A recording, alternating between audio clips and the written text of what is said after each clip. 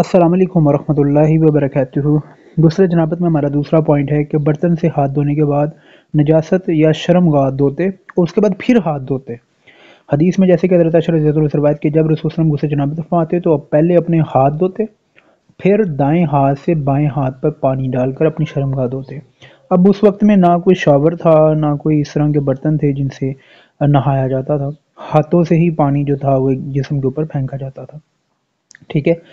इसी तरह इससे अगली चीज़ में कि फिर शर्मगाह धोई, फिर हाथ को ज़मीन या दीवार पर 2-3 बार रगड़ा।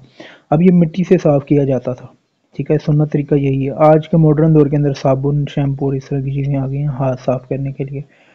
ठीक है, इससे इससे अगली चीज़ में कि फिर जहाँ नापसंदीदा चीज़ लगी होती उसे दाएं हाथ से पानी डालकर बाएं हाथ से धोते। यानी कि नापसंदीदा चीज़ को बाएं हाथ से खुरचना है।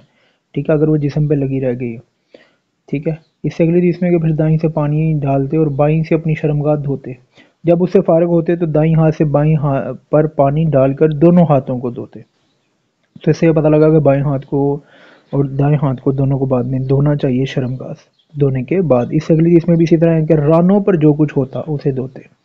ठीक है। इससे अगली चीज़ में है कि उसे धोकर अपनी शर्मगाह को धोते, हाथों को धोकर। ठीक है। मोहतरम इमाम मालिक ये इब्न उमर रज़ियल्लाहु अन्हुमा के बारे में। ठीक है। इससे अगली हदीस में हज़रत उमर से, ठीक है, वो कहते हैं कि पानी डाले फिर अपने दाएं हाथ बर्तन में डालकर अपनी शर्मगाह पर पानी डाले और बायां शर्मगाह पर हो उससे उसकी आलूदगी धोए हत्ता कि उससे बिल्कुल साफ़ कर दे। फिर अगर चाहे तो अपना बायां हाथ मट्टी पर मले, फिर बाएं हाथ पर पानी डालकर उसे अच्छी तरह साफ़ करे। फिर दोनों हाथों को 3 दफ़ा धोए। अब इससे यह पता लगा कि शर्मगाह को आपने रगड़ कर अच्छे तरीके से बाएं हाथ से धोना है। ठीक है, दायां हाथ नहीं लगाना, बाएं हाथ से धोना है। और बाद में फिर मिट्टी या ऐसी चीज़, साबुन या जो भी चीज़ें आप यूज़ करते हैं, उससे आपने दोनों हाथों को दोबारा 3 दफ़ा धो लेना है, साफ़ कर लेना है।